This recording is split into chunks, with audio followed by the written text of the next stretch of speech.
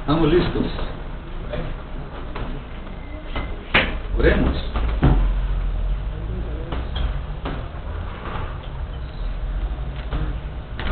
Señor, nos ponemos en tus manos en este momento para que tu palabra entre en nuestro corazón, traiga luz en nuestra mente y podamos acercarnos a ti cada día más con toda sabiduría, con todo conocimiento espiritual de lo alto. Gracias, Señor, te damos en el nombre de Jesús. Amén. Amén. Estamos estudiando el Evangelio de Juan y vamos en el capítulo 1. Creo que llevamos ya como 9 lecciones y estamos en el capítulo 1.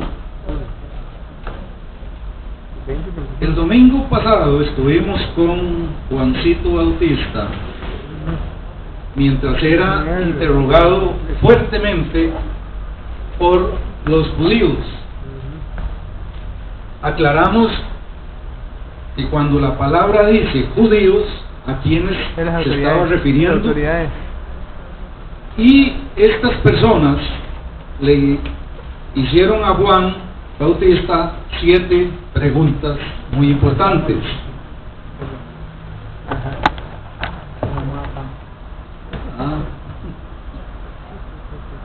De esas 7 preguntas vamos a repasar solamente 2 que son muy importantes para Juan y sobre todo para cada uno de nosotros. Vamos al Evangelio capítulo 1 y al versículo 19. Ahí está la primera pregunta que le hacen a Juan.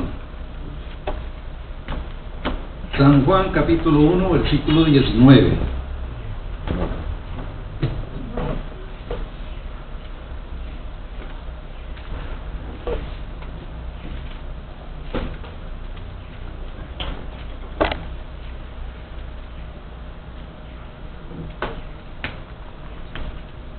Este es el testimonio de Juan cuando los judíos enviaron a Jerusalén sacerdotes y levitas para que le preguntasen: ¿tú quién eres? La pregunta. Y la otra pregunta importantísima está en el versículo 22. Le dijeron: pues ¿quién eres? Le repiten la pregunta, para que demos respuesta a los que nos enviaron. Y aquí viene la otra pregunta importante: ¿qué dices de ti mismo?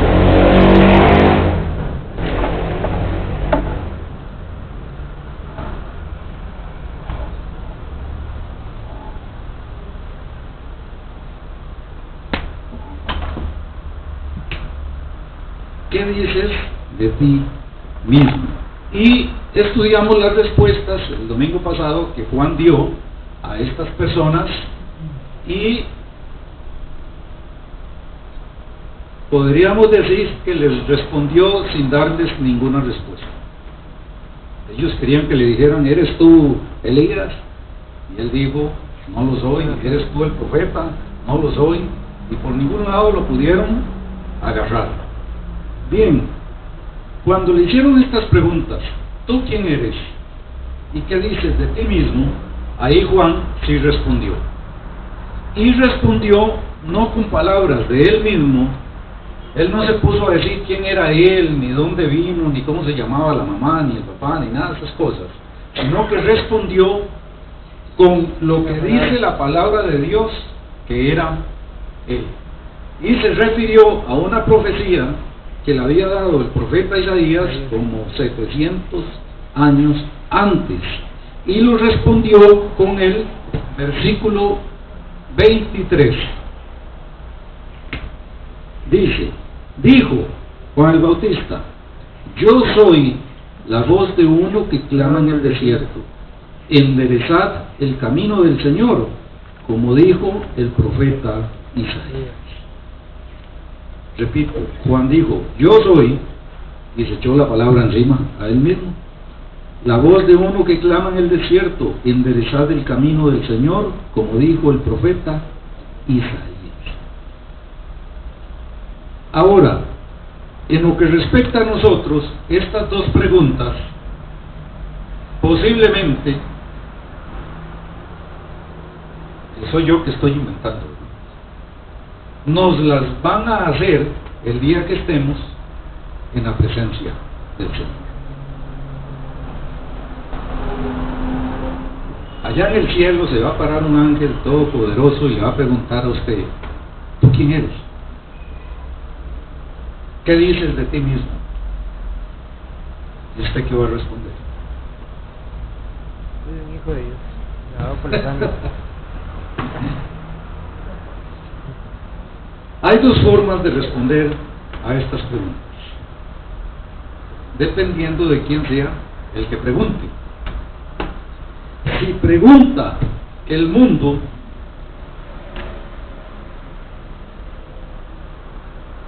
si el mundo le pregunta a usted, ¿tú quién eres? ¿O qué dices de ti mismo? Le puede usted dar una respuesta conforme al mundo. Y tomé un ejemplo, como aquí no hay ningún doctor, ¿tú quién eres? Entonces responde, yo soy el doctor tal y tal y tal. ¿Y qué dices de ti mismo? Soy cirujano, especialista en medicina nuclear, y empieza a hablar de él. O soy abogado, o soy la, ¿verdad? Así respondemos en el mundo. Damos nuestro currículum de quién somos. Pero también esta pregunta puede venir desde el reino espiritual. El reino.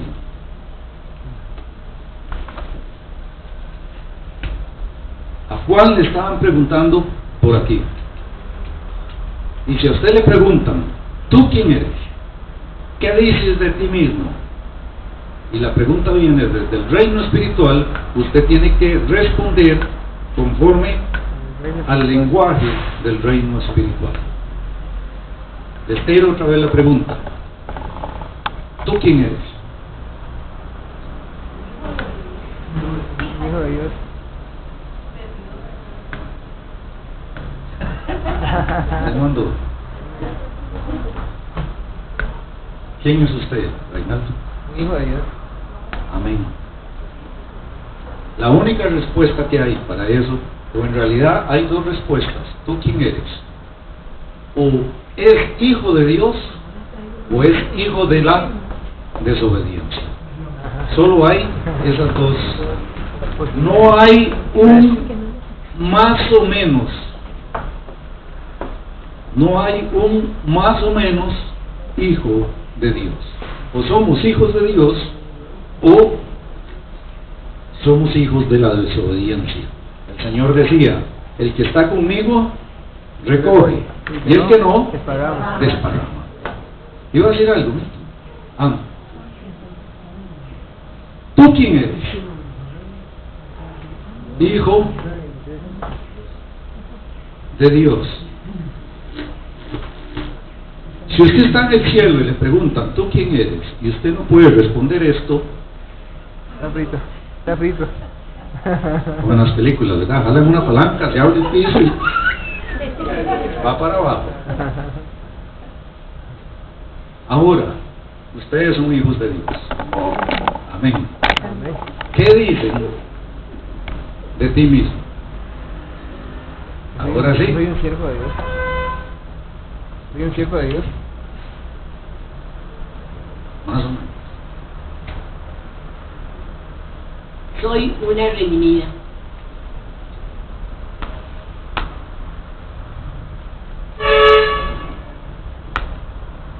Soy millonaria, heredera del reino. ¿Quién es usted?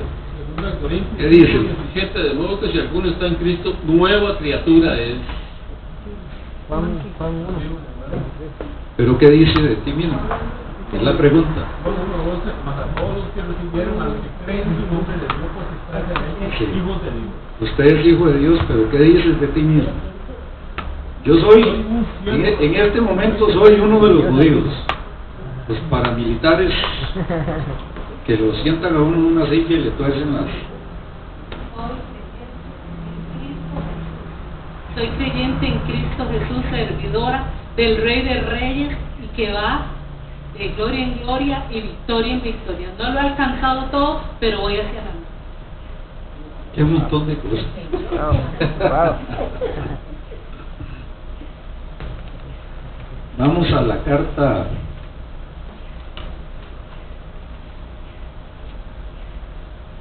así de Pedro. Cuando Juan respondió, citando al profeta Isaías, capítulo 40, versículo 3 más o menos, los que oyeron la respuesta reconocieron que estaba hablando con palabra de Dios. Yo sé que todo lo que han dicho aquí lo han tomado de la palabra de Dios, pero de alguna manera no es, si yo, ¿a dónde está eso? ¿A dónde dice eso? Ellos, como eran estudiosos, no, bueno, en primer lugar, en el tiempo de Juan, la división de la Biblia en capítulos no existía, y tampoco existían versículos, así que Juan no podía decir, bueno, según Isaías 43, yo soy una... Eso no existía, sino que sencillamente ellos sabían la palabra. Primera de Pedro, primera carta del apóstol Pedro, capítulo 2, versículo 9.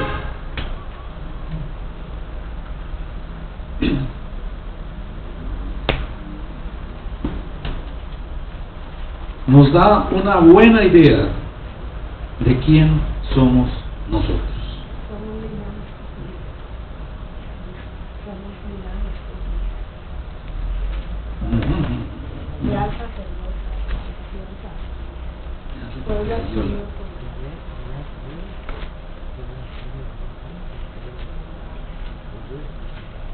Primera de Pedro.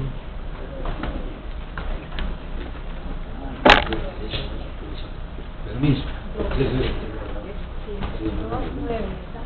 Primera de Pedro, capítulo 2, versículo 9.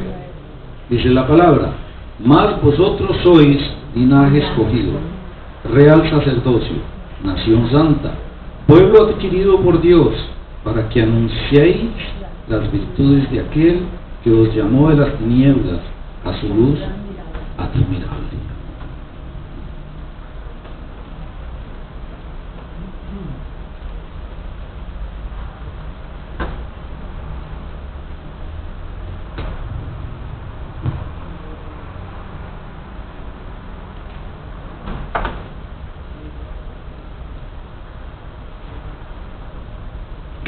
Nadie dijo eso.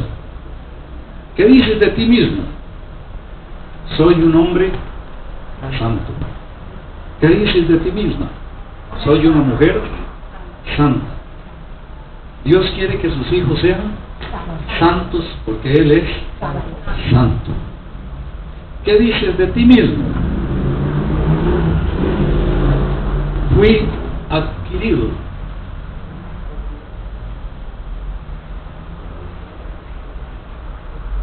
por Dios. Eso significa que ya uno no se pertenece, como decimos en la tierra, ya yo no me mando solo, como decimos los malcriados,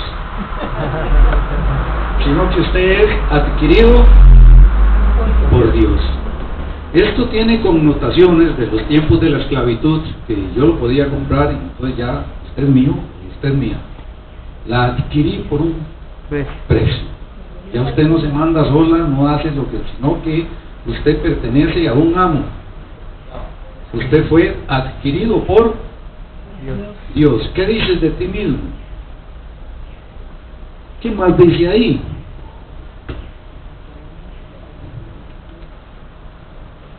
anuncia virtudes de Dios, y está en la luz admirable.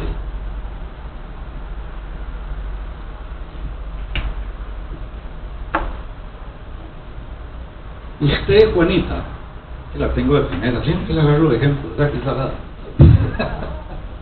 Es una hija de Dios. Amén. ¿Qué dices de ti misma?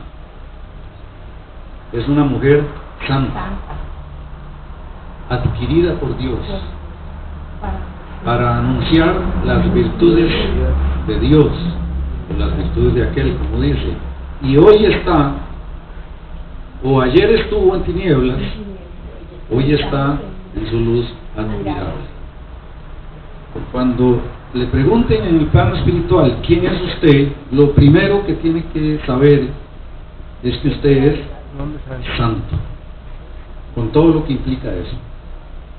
Usted tiene que saber que no se manda solo, tiene un dueño. Usted tiene que saber que usted está aquí y afuera para anunciar o evangelizar o anunciar las virtudes del Señor, que es dueño suyo. Yo soy la voz que clama en el barrio suyo las virtudes de aquel que nos llevó, y que hoy estamos o vivimos en la luz admirable.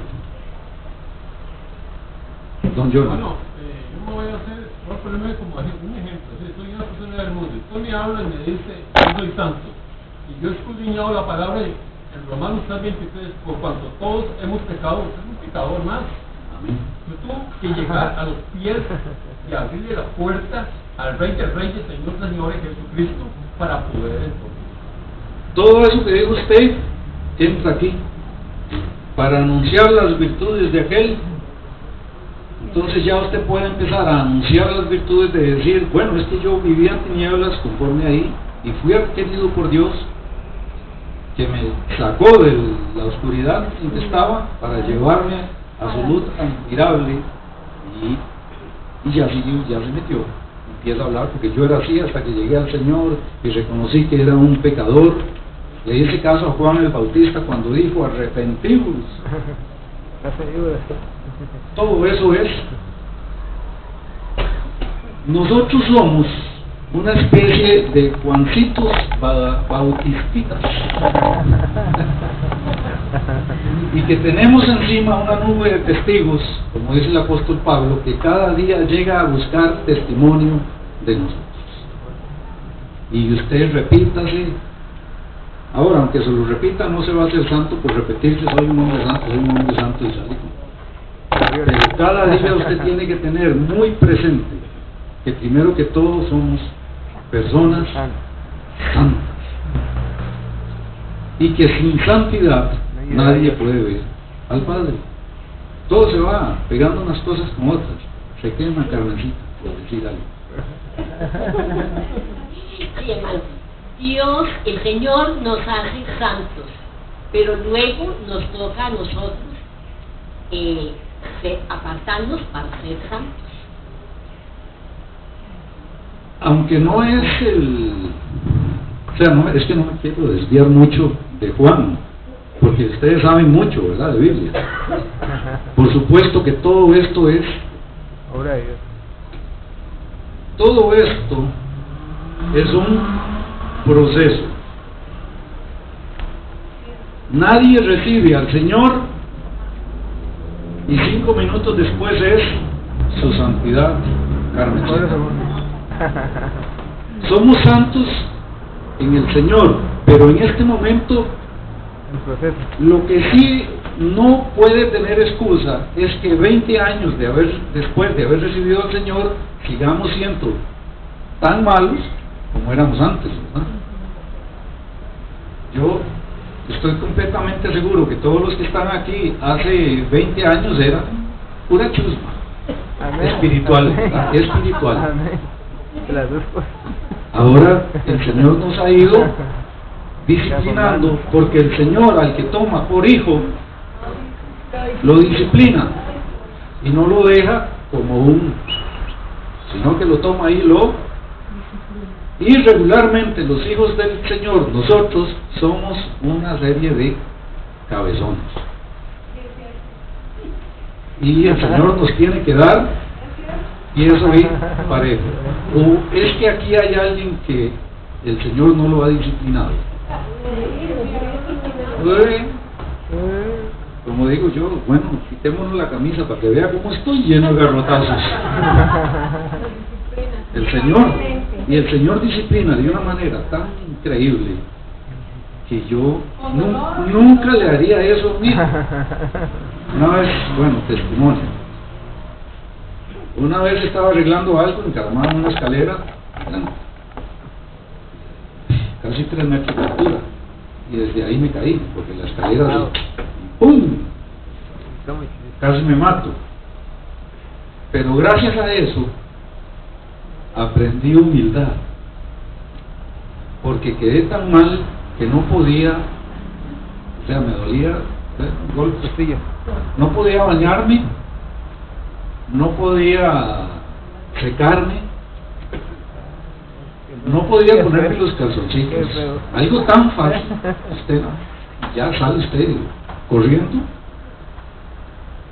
Me quebré esta mano, entonces además no podía manejar carro, y mi esposa era la que me llevaba por todo lado, y yo no era nada, meta seguro, no meta nada. Cuando salía del baño yo me ponía a llorar de ver lo inútil que estaba, y empecé a valorar todo lo que el Señor nos da.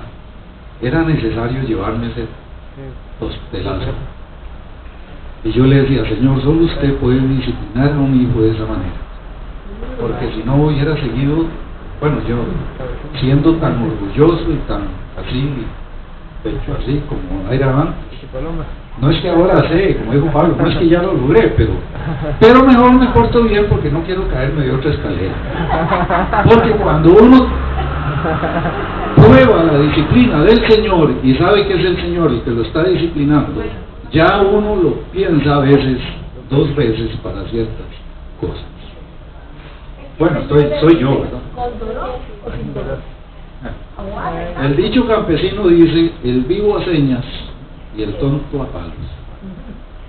Bien, ¿quién es usted? Una mujer santa. Aquí veo puras mujeres santas y hombres santos, que tienen una característica, tienen un sello, que se los puso el Espíritu Santo. Eso lo tomaron de los esclavos, ya como el ganado, que le ponen un sello y esa marca es la mía. Tenemos el sello del Espíritu Santo guardando las distancias.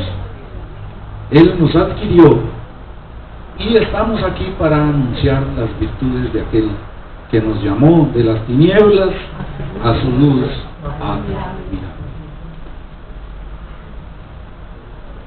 Pero esta lucha, que se convierte este proceso en una lucha, es como un pleito de boxeo. También hay que decir eso. El boxeo es a 10 asaltos, ¿verdad? Se aguanta. Y no hay 11º asalto. O usted luchó aquí. Hay ciertos hijos de Dios que están en el asalto número 3, otros van por el 7, otros están en el último, o sea, ya van a salir de la pelea. Pero ninguno de nosotros sabe en cuál de estos estamos, cuándo se va a terminar la pelea. A unos se les termina más rápido que otros.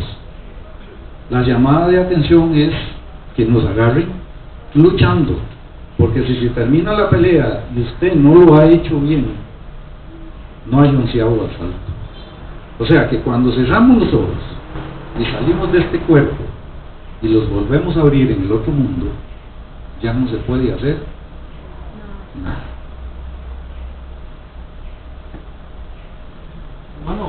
Es que hoy estoy escatológico, porque toda la palabra es no, que cuando te dar de paso, como dice 2 Corintios 5:17, hay que aplicar lo que dice Mateo 24:13. Dígalo. Hasta que persevere hasta el fin, ese será salvo. Amén. Amén. Bien, entramos a Juan, porque el domingo pasado leímos Juan 1 del... es que estoy en pedo, hemos perdido.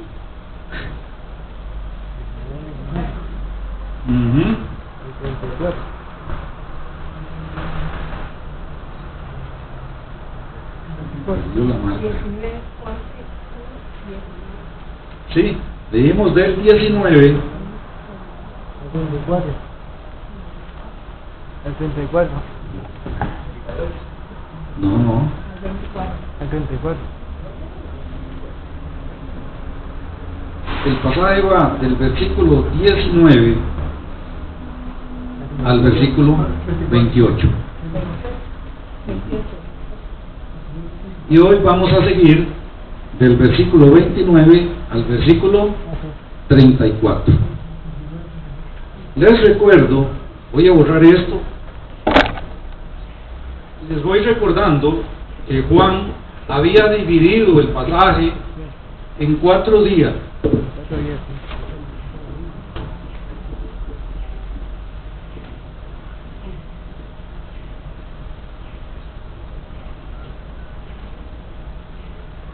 Y el domingo pasado vimos el día número 1, que es cuando llegan los judíos a interrogarlo. Y hoy vamos a ver el día número 2. Día 2, que empieza en el versículo 29. Como que hoy los estoy llevando un poquito más despacito, ¿verdad? Que el domingo pasado sí los aturucé. Bien, Juan, versículo 19. Dice: este es el testimonio de Juan cuando los judíos enviaron de Jerusalén sacerdotes y levitas para que le preguntasen: ¿tú quién eres? Bien, pasó ese día, porque en el versículo 29, que es donde empezamos, Juan empieza diciendo: el siguiente día, o sea, pasó un día, el siguiente día vio Juan a Jesús que venía a él y dijo: he aquí el Cordero de Dios que quita el pecado del mundo. Aunque Juan dice que el siguiente día vio Juan a Jesús, y lo había especificado, no necesariamente son días de 24 horas, porque pudieron haber pasado varios días o inclusive un mes hasta que... Pero la forma de escribir de Juan el apóstol es decir, al día siguiente, al día siguiente. Y lo que dijo fue que a Juan le habían dado y aquí traigo un reloj que se lo regalaron en el cielo, porque es un reloj espiritual. Y el tiempo en el cielo no tiene 24 horas, sino que Pedro lo más que dijo es que un día para con el Señor son como un montón de años, o viceversa. Así que este tiempo que está aquí y al día siguiente lo están tomando como un reloj de los que usaba Jesús y usaban los profetas, un reloj espiritual. Y a algunos le gusta usar la palabra, y la digo para que la conozcan, es escatológico, que se refiere a los tiempos finales. Eso significa escatología o escatología. Bien, en ese día, cuando empezó el siguiente día, versículo 29, la audiencia ya no son los judíos, lo pongo aquí pequeñito, sino que ahora es el pueblo. Y sin que nadie le pregunte nada, de una vez Juan Bautista arranca y dice: ven aquel que viene ahí, Ese es el Cordero de Dios que quita el pecado del mundo. Paréntesis, porque es necesario decirlo. Cuando aparece Jesús en el versículo 29, dice: el siguiente día vio Juan a Jesús, que venía a él. Cuando aparece Jesús, Juan, el escritor, se brinca nada más y nada menos que 30 años de Jesús. No nos dice nada, o sea, Jesús salió grande de una vez, como que hubiera bajado del cielo y ya llegó de 30 años, así, pochetón, y apareció ahí. Juan no nos dice nada de qué pasó en esos últimos 30 años del Señor. Y nosotros sabemos, por los otros evangelios, que pasaron muchas cosas y muy, muy importantes. Les voy a dar una pequeña lista. Número 1. Juan no dice nada de la genealogía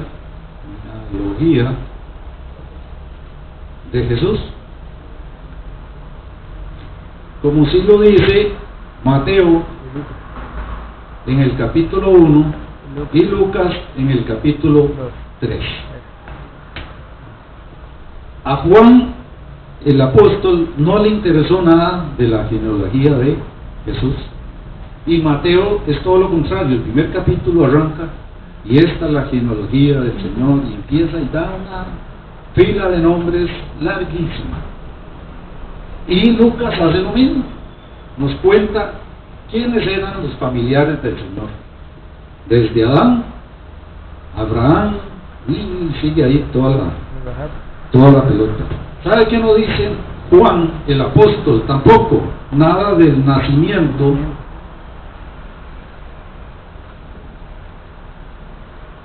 de Juan Bautista. No dice nada. Empieza hablando nada más de que hubo un hombre llamado de Dios, llamado Juan. Este es otro que aparece de una vez con 30 años de edad, de un solo tiro, ¿verdad? No le interesa nada del nacimiento, como si lo hace sobre todo Lucas en el capítulo 2. Más importante, en el capítulo 1, del 5 en adelante. Capítulo 17. Lucas nos cuenta todo lo que dice del nacimiento milagroso de Juan el Bautista. Les recuerdo un poco. Juan fue hijo de uno de los sacerdotes que ministraban en el templo, y a este sacerdote, que se llamaba Zacarías, se le apareció un ángel del Señor y le dijo: tu esposa va a quedar embarazada. Y como la esposa y él ya eran unos viejitos, él no le creyó, y el ángel se enojó, quedó mudo por 9 y le meses. dijo: ahora va a quedar mudo. Y hasta que el niño nació, y que cuando nació el niño todos querían ponerle el nombre del papá, y ambos dijeron: no, se va a llamar Juan, porque era el nombre que le habían puesto desde antes de que estuviera en el vientre de su madre, desde el cielo. Y desde pequeñito dice la palabra que Juan llamaba mucho la atención porque era lleno del Espíritu Santo. Y nada de esto dice el Evangelio según San Juan, sino que agarramos a Juan ya grande. Tampoco dice nada del nacimiento de Jesús. Nada nos cuenta. Y por supuesto que Mateo, Lucas y Marcos sí nos hablan de cómo fue el nacimiento del Señor, sobre todo Lucas. Y no solo nos habla del nacimiento, sino que aún antes de que naciera el Señor, contó que había una muchachilla muy bonita y que se le apareció un ángel y le dijo: bienaventurada. Y habló de la mamá de Jesús, y bueno, todo lo que nosotros sabemos. Pero Juan no nos cuenta nada de eso. ¿Sabe que no cuenta nada de los reyes magos? por dicha están los otros evangelios. Yo estaba pensando en eso, ya estaba todo resentido, porque si fuera por Juan no tendríamos Navidad. ¿Se han puesto a pensar en eso? Ni el día de los Y Reyes yo, Magos. hombre, ¿cómo va a ser posible? Ni el día de los Reyes Magos. Bien, ni siquiera tendrían Reyes Magos ni nada de esas cosas.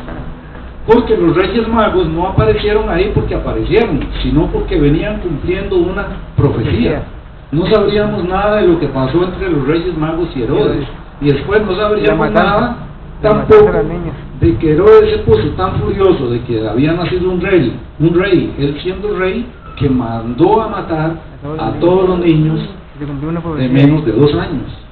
No sabríamos nada de la matanza de los niños. Tampoco sabríamos nada de que el Señor, siendo niño, se tuvo que ir a vivir a Egipto. ¿Sabía usted eso? José, María tuvieron que agarrar al niño y póngale, porque estaban matando a todos los niños menores de 2, por eso se fueron a vivir a Egipto, y que cuando volvieron de Egipto lo hicieron cumpliendo una promesa. ¿Qué decía? Pues de Egipto llamé a mi hijo. Y de ahí se fueron a vivir. Cuando ya regresaron, se fueron a un lugar que se llama Nazaret, porque el niño iba a ser llamado Nazareno. ¿Sabe que no cuenta Juan 8? Bueno, un montón de cosas, no cuenta, pero estoy poniendo algunas. La infancia. Cuando el niño Jesús tenía 12 años, se perdió en el templo. No sabríamos eso. Y que lo anduvieron buscando por todo lado, y hasta que se dieron cuenta que estaba en el templo discutiendo con los doctores de la ley. Y llegó la mamá y le dijo: chiquillo malcriado, ¿por qué se perdió? En otras palabras, ¿verdad? Y el Señor le respondió: En los negocios de mi padre me conviene estar. En los negocios de mi padre me conviene estar. en los negocios de mi padre me conviene estar. Y la mamá agarraba todo eso y lo apechugaba, lo ponía ahí. ¿Sabe que no cuenta Juan, el apóstol? La infancia de Jesús. Voy a tener que ponerlo de este lado. El bautismo de Jesús. Aquí en el Evangelio de Juan dice ciertas cosas, pero no como lo cuentan los otros evangelios, que el Señor llegó y todo lo que sabemos. Aquí como que lo da por hecho. Juan es no le da mucha importancia a eso, no cuenta eso. Ahora, ¿por qué Juan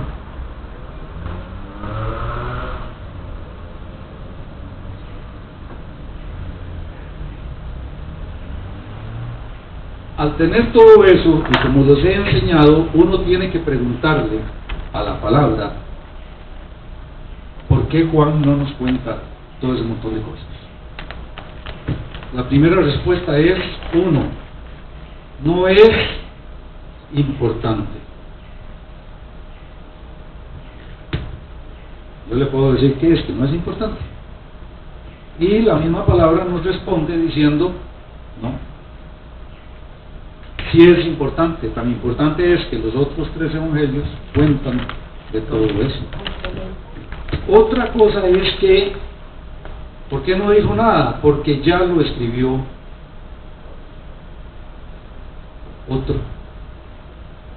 Y aquí podríamos decir: sí, es cierto, ya lo había escrito otro.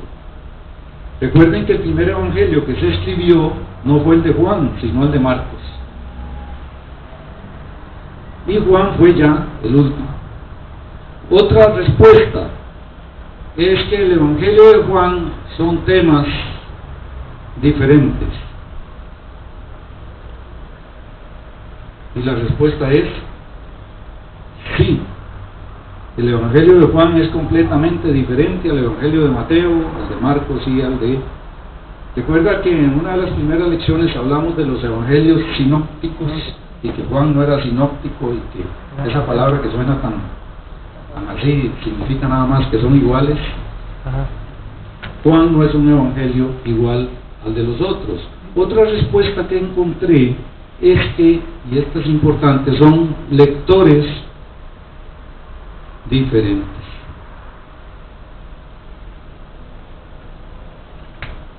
Alguien puede decir que el Evangelio de Lucas fue escrito más dirigido a ciertas personas, no les voy a decir aquí, y que el Evangelio de Mateo lo escribió para que lo leyeran otro tipo de escritores, de lectores, y Juan está escribiendo para un tipo de lector diferente. Y la última respuesta que tengo a que por qué no lo escribió, y es la que pienso que es más importante, es que Juan es mucho, pero por mucho más espiritual. Tiene unos lentes espirituales diferentes a los de los otros evangelios. ¿Recuerda cuando leímos la semana pasada un pedacito de Lucas? Y que él empieza diciendo, en tiempos de Julio César, y siendo rey Herodes, y el rey de aquel otro lado, este otro, y él, y Poncio Pilato, y nos describe toda la geografía política del lugar. A Juan no le interesa nada eso, porque él es más espiritual y va hacia esa zona.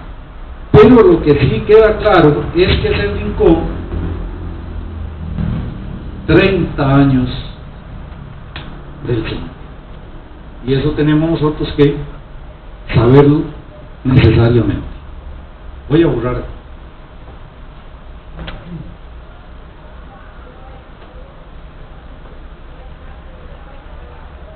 Qué montón de cosas y ni siquiera hemos empezado a ver realmente el pasaje. Ok, entremos al pasaje. Versículo 29 al 34. Dice la palabra: el siguiente día vio Juan a Jesús que venía a él, y dijo: he aquí el Cordero de Dios que quita el pecado del mundo. Este es aquel de quien yo dije: después de mí viene un varón, el cual es antes de mí, porque era primero que yo. Y yo no le conocía, mas para que fuese manifestado a Israel, por esto vine yo bautizando con agua. También dio Juan testimonio diciendo: vi al Espíritu que descendía del cielo como paloma, y permaneció sobre él.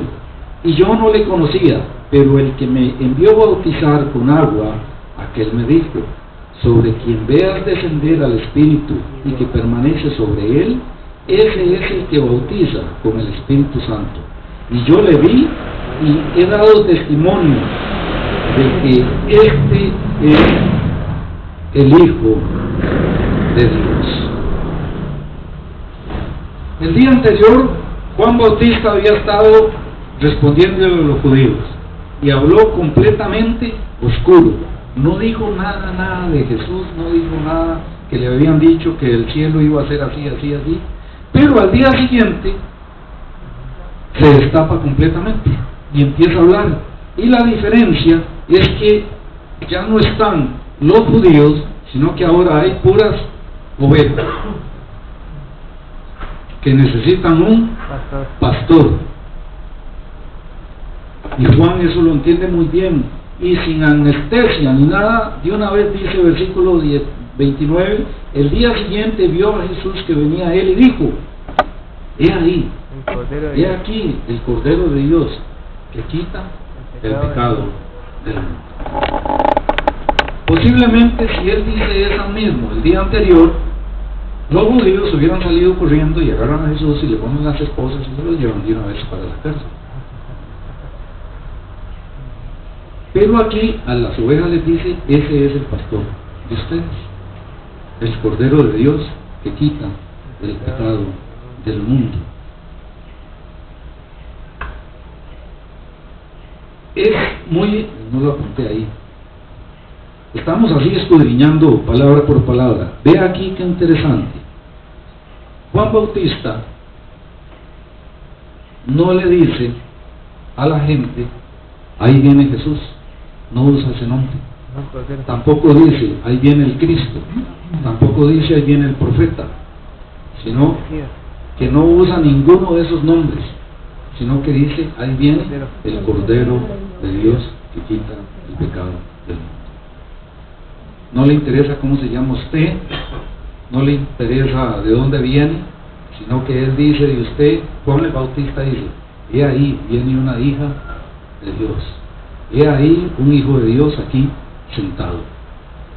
No le interesa si usted se llama José, o se llama Paquito, o sea, no. He aquí una hija de Dios. Y Juan el Bautista dice, viendo Juan, y el siguiente día vio Juan a Jesús que venía a él. Y no dijo, ve ahí a Jesús, el Cristo, ve ahí a Jesucristo, sino que dijo, he ahí el Cordero de Dios que quita el pecado del mundo. Da la impresión, leyendo el pasaje, que Juan estaba viendo a Jesús por primera vez en el versículo 29, como que nunca lo había visto, y está Juan sentado por ahí con sus discípulos, ¿verdad? Y de repente vuelve a ver y dice, no puede ser lo que viene ahí. Sí, no puede ser, ese es él, no puede ser, como que nunca lo había visto, da esa impresión. Bueno, además de que Jesús era primo de Juan el Bautista, pero da la impresión aquí de que nunca lo había visto, porque dice, el siguiente día vio Juan, ¿a quién? A Jesús. Vio Juan a su primo.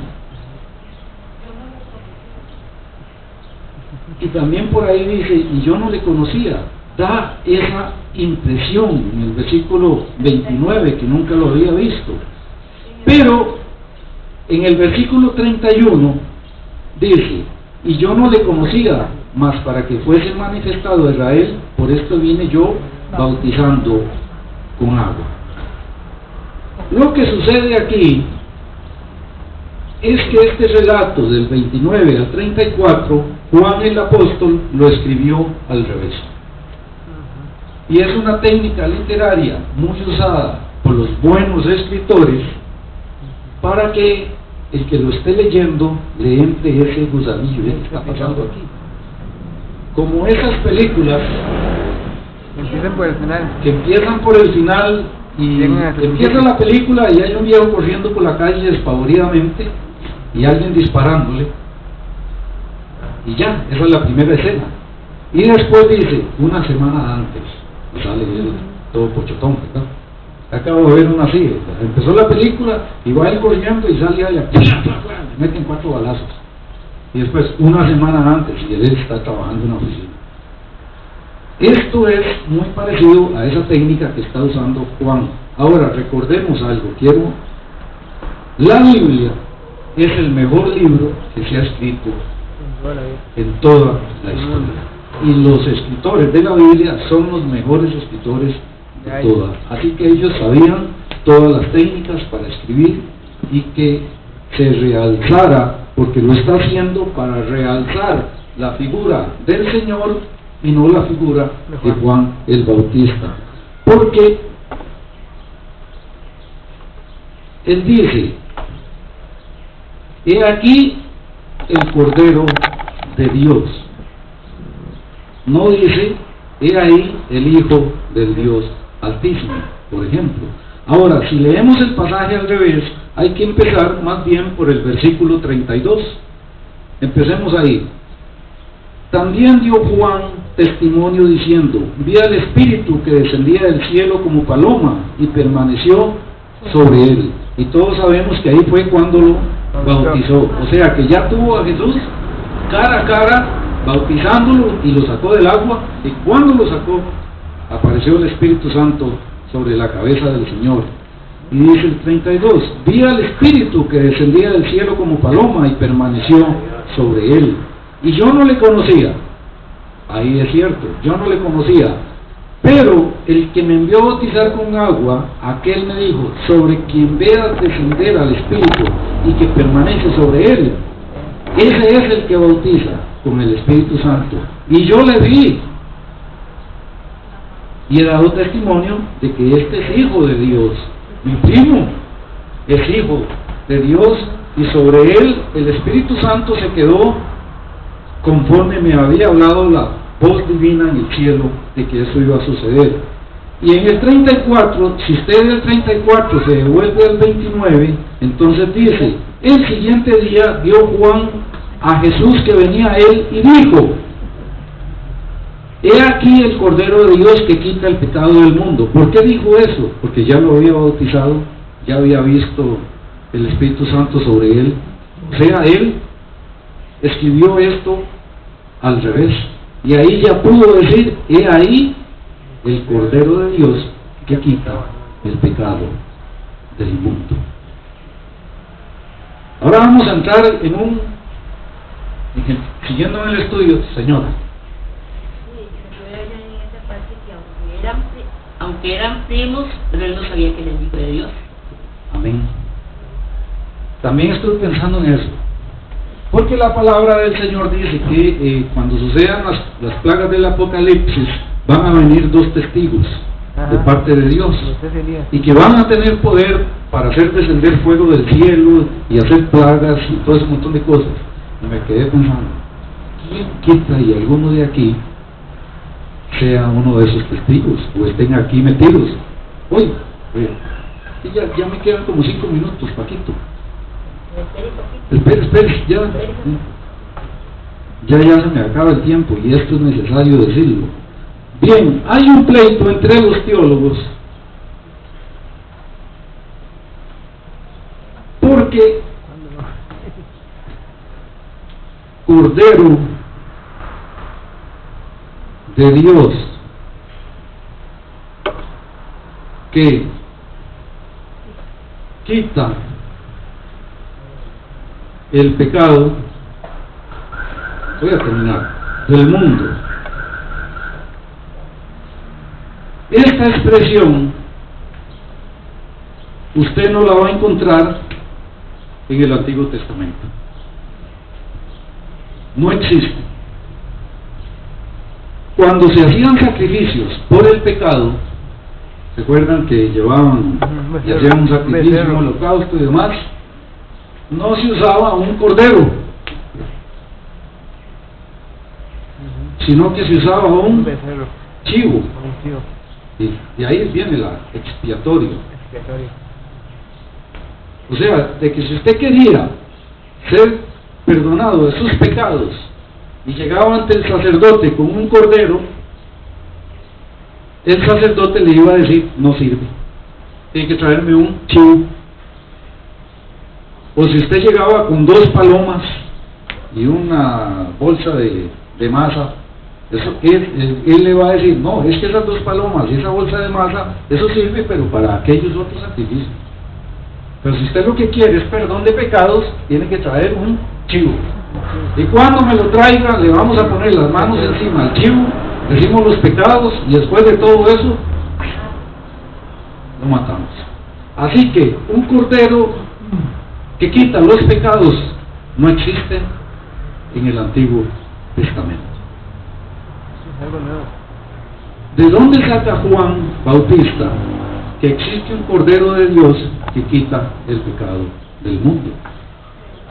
Porque Juan y todos tienen que saber que el Señor tiene que cumplir algo muy importante que se llama la ley. Y sabemos que la cumplió.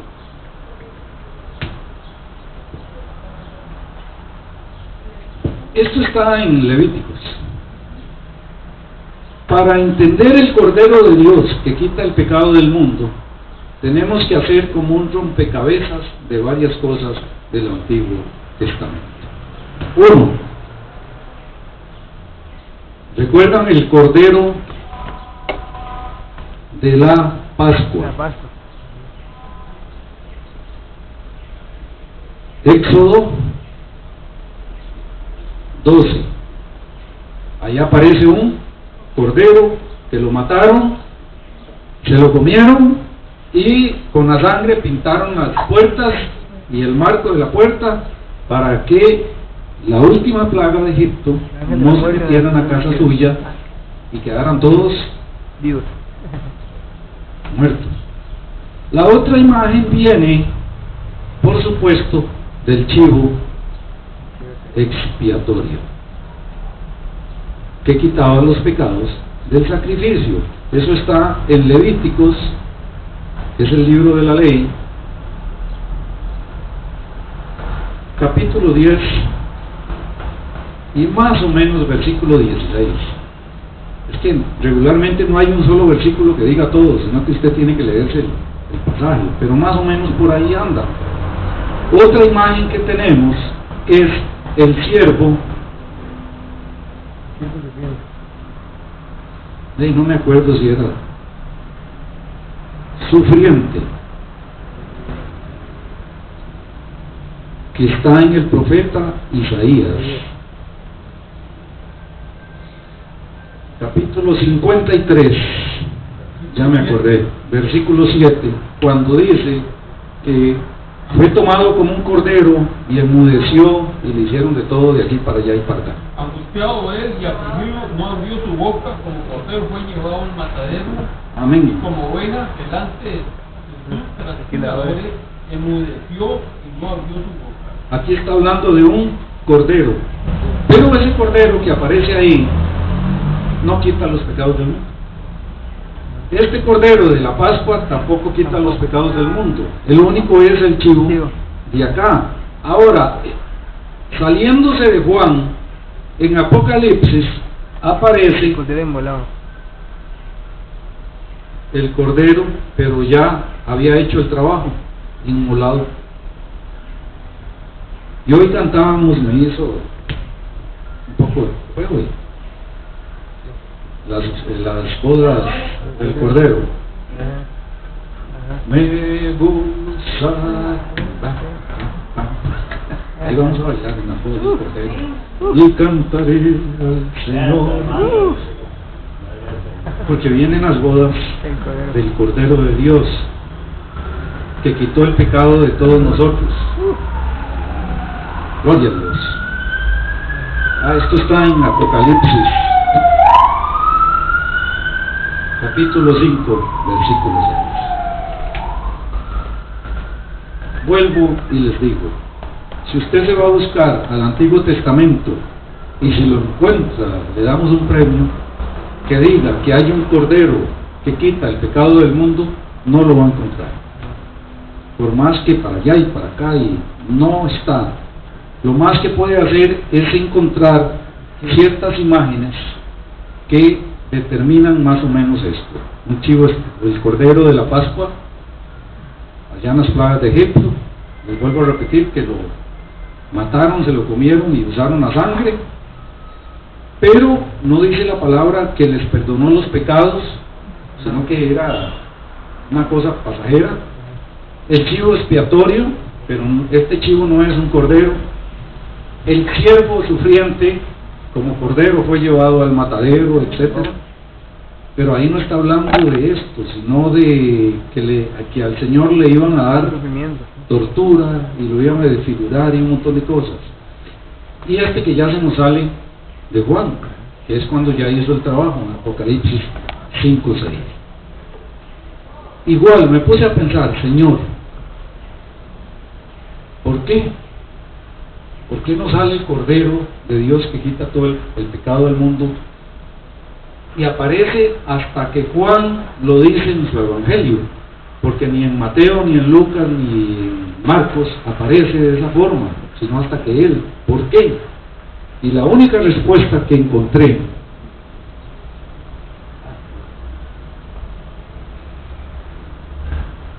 si usted tiene otra, bienvenida sea, es que el Señor está inaugurando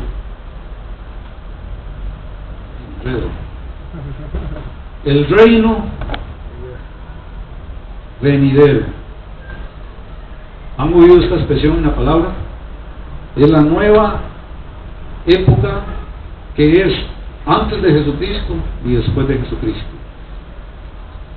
El nuevo reino tiene una figura nueva solo para el Señor, que es el Cordero de Dios. Cuando hablamos de Jesús y del Señor, Para Él todo es nuevo, para Él todo es primero. Él es el primero en todo y en todos. Para Él son las mejores cosas. Para Él tenía que haber un nombre nuevo y una figura nueva, el Cordero de Dios, que quita el pecado del mundo. Juan no dijo, he ahí el chivo de Dios, que feo suena, ¿no?, que quita el pecado del mundo. No, el Cordero de Dios que quita. ¿Y cómo lo hacemos nuestro? Por fe. Por fe. Aunque los judíos, aquí que los taché, que representan la religiosidad y representan la represión religiosa, nos digan, ustedes están equivocados, porque esto no está en la ley. Por fe recibimos al Cordero de Dios que quita el pecado del mundo, así como hizo Juan el Bautista. Estaba inaugurando una nueva época. Eso fue lo que dijo Juan cuando dijo, ahí viene el Cordero de Dios que quita el pecado del mundo. Y días después el Señor dijo de Juan que ninguno de los nacidos de mujer era mayor que él, pero que el más pequeño en el reino de Dios era mayor que él, porque Juan raya, aquí está Jesús y aquí está Juan y aquí está usted. De aquí para acá, reino de Dios, el siglo venidero, lo que viene nuevo, y de aquí para acá estaba Juan. Según el Señor, y yo le creo, todos los que estamos aquí en ese momento somos mayores que Juan el Bautista. Y la diferencia es que en su corazón está el Espíritu Santo, que todavía no había bajado en ese entonces, sino que fue hasta 3 años y 50 días después, en Pentecostés. Mucho enredo. He dicho. 12:30. Me quedan como 15 páginas de solo este pasaje. Ah, no, el otro domingo no. El próximo mes seguimos con Juan, porque vean que el versículo 35 dice, el siguiente día otra vez estaba Juan con 2 de sus discípulos. Un anticipo de lo que viene. En este día que vimos hoy ya no estaban los judíos, sino que estaban las ovejas. Y al siguiente día ya no están las ovejas, ahora van a estar los discípulos, que son figura de nosotros, nos representan. Vea qué interesante, cuando habla con las ovejas, ¿sí?, les dice a las ovejas, he ahí el Cordero de Dios que quita el pecado del mundo. Vea lo que le dice a sus discípulos. Y mirando a Jesús que andaba por ahí, dijo, he aquí el Cordero de Dios. ¿Notan la diferencia? ¿O no? ¿Cuál es la diferencia entre lo que le dijo a las ovejas y lo que le dijo a los discípulos? Lo que le está dando a entender es que debían seguir a Jesús. Se lo vuelvo a repetir, a las ovejas les dice, he aquí el Cordero de Dios que quita el pecado del mundo. Y a sus discípulos les dice, he aquí el Cordero de Dios. Eliminó que quita el pecado del mundo. ¿Por qué? No les dijo todo lo que traía el Señor. Bueno, eso es lo que sigue en el estudio de ¿qué está pasando con el Cordero? ¿Qué está pasando con los judíos? ¿Qué es todo esto que se refiere más al tiempo, vuelvo a usar esa palabra, escatológico, o sea, de lo que va a suceder al final de los tiempos? Y amárrese, porque nos van a dar por aquí. Les dejo una pregunta de tarea, y esta vez sí me voy a acordar. Todos aquí somos salvos, Amén. Amén. todos. Amén. La pregunta es, ¿de qué son salvos? La próxima vez me van a empezar a decir de qué son salvos, de qué se La salvan, condenación. de qué se van a salvar, La condenación de la separación con Dios. de qué nos estamos salvando, que es tan terrible que Dios tuvo que mandar a su Hijo para que muriera por nosotros. El juicio final. Hermano, En la ira venidera. Preguntas. vamos a hacer una pregunta. Si usted muriere hoy, ¿qué pasará la eternidad? No le entiendo la pregunta. ¿Es una pregunta para mí o...? ¿Para usted? Ah, ya. Como dice el coro, me voy con Él, con Jesucristo, me voy con Él. Valiendo, esperar que tenemos nosotros. Cortito, Paquito, sí.